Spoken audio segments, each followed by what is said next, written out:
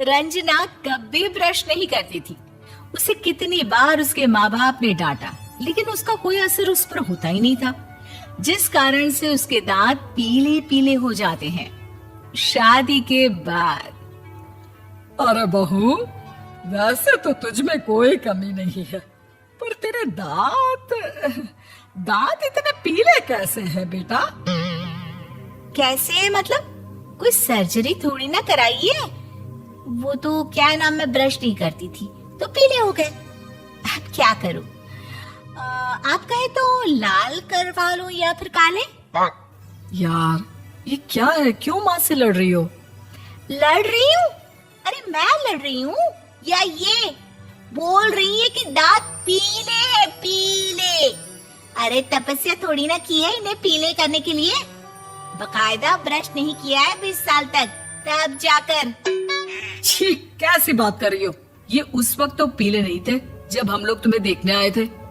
अरे तब साफ करवा लिया होगा डेंटिस्ट के पास जाकर। अब देखो कैसे पीले पीले लग रहे हैं।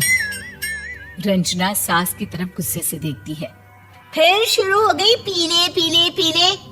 अरे पीले तो तभी थे जब मेरे हाथ का रसगुल्ला उड़ा उड़ा कर खा रही थी और बोल रही थी, लड़की नहीं गुणों का खजाना दे रहे भाई साहब आप।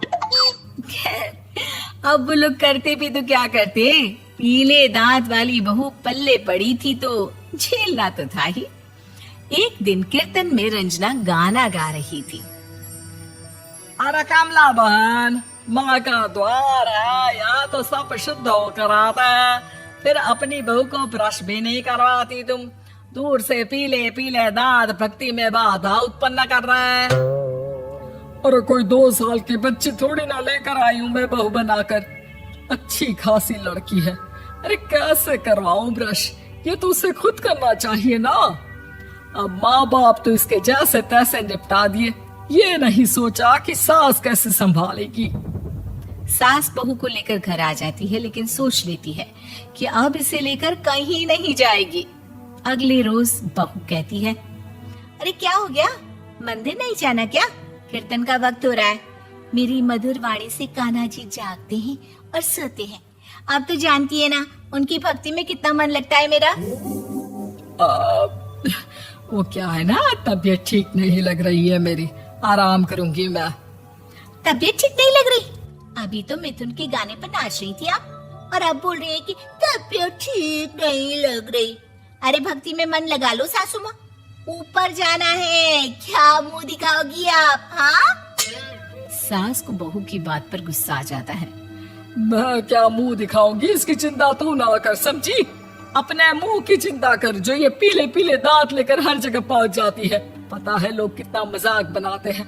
ना जी ना, मैं नहीं जाना कहीं तेरे साथ।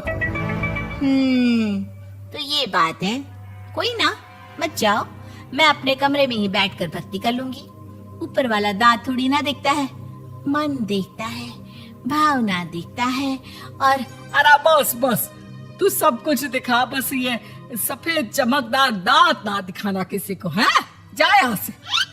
बहू को सास की बात का कोई फर्क नहीं पड़ता, वो तो जैसी थी वैसी ही रह जाती है। सुबह नहाकर किचन में खाना बनाना, फिर खाना खाना, कीर्तन भजन करना और सो जाना। एक दिन, माँ जी मैं सहेली के घर जा रही हूँ, शाम को लेट आऊंगी। हाँ हाँ तो जाना, मैंने कौन सा तेरी आरती करनी है घर पर बैठकर। रंजना सहेली के घर जाती है, जहाँ वो पार्टी में जाने की तैयारी कर रही होती है। अरे शिखा, कहाँ जाने की तैयारी कर रही है? मैं गलत वक्त पर आ गई क्या? अरे नहीं यार, उल्टा सही वक्त पर आई है। मैंने ये साड़ी और ज्वेलरी निकाली है यार, शाम को इनके ऑफिस की एक पार्टी में जाना है। बताना कैसा लग रहा है ये सब? नहीं यार, इस ड्रेस के साथ तो वो वाली ज्वेलरी अच्छी लगेगी। हाँ हाँ सही बोल रही है, मैंने ध्यान ही नहीं दिया। वैसे तो हमेशा से मस्त फैशन सेंस रखती है। तो बड़ा जाती होगी ना पति के साथ पार्टी में। रंजना कुछ नहीं बोलती, बस सोचती है कि यार काश ये बात सही हो जाती, पर मैं क्यों नहीं जाती पार्टी में? क्या इन लोगों की कोई पार्टी होती नहीं होगी? रंजना घर आती है और रात में पति से सवाल करती है, एक बात बताइए, आप मुझे किसी पार्टी में क्यों नहीं ले जाते?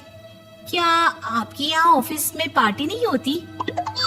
पति बेचारा क्या कहता कि दांत पीले हैं तुम्हारे इसलिए।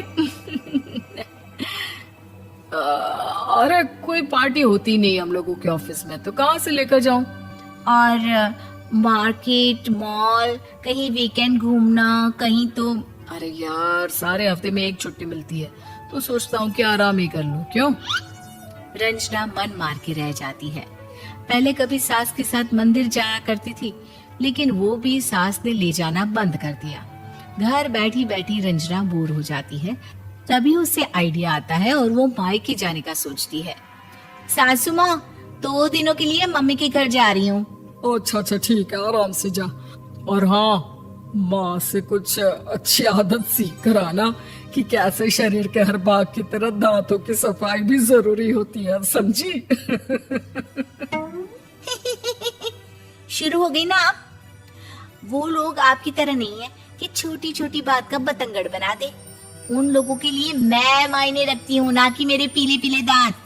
रंजना माँ को बिना बताए उन लोगों को सरप्राइज देती है, लेकिन जैसे ही वो दरवाजे पर पहुंचती है, अंदर देखती है कि घर वाले कहीं जा रहे होते हैं। अब माँ, काश रंजना दीदी के दांतों वाली प्रॉब्लम नहीं होती, तो वो भी हम लोगों के साथ चलती ना बुआ जी की बेटी की शादी में। हाँ बेटा, लेकिन अब उसे कौन समझाए कि उसको उसके पीले दांत नहीं दिखते, लेकिन उसके आसपास के लोगों को कितना एम्बैरेसिंग फील कराते हैं। मुझे तो कितनी बार उसके स्कूल की टीचर ने शिकायत की कि उसके साथ कोई लड़की बैठना भी नहीं चाहती, और ना ही कॉलेज में कोई उससे बात करना चाहता था। लेकिन पता नहीं क्यों उसे ये बात समझ में ही नहीं आती। कोई कमी नहीं है उस लड़की में, बस यही कि दांत पीले हैं। वो तो भला हो जीजाजी और उनकी माँ का, जो दीदी को जैसी है वैसे ही रखा हुआ है।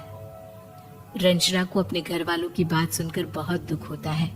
वो सोचती है कि वो क्या करे, लेकिन फिर वो सीधा डेंटिस्ट के पास जाती है, अपने दांत चमकाती है और कसम खाती है कि वो रोज ब्रश करेगी। अरे क्या हो गया?